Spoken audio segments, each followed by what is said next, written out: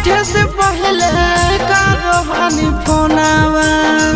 के करा good night good morning कहबै सोनावा सोते घड़ी उठे से पहले करो हानि फोनावा के करा गुड नाइट गुड मॉर्निंग कहबै सोनावा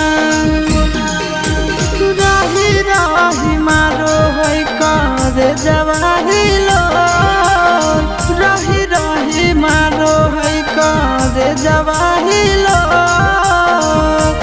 आगे जानू से नुरा मांग के तोरे जनवा मांग होगे मोर आगे जानू से नुरा मांग के तोरे जनवा मांग होगे मोर।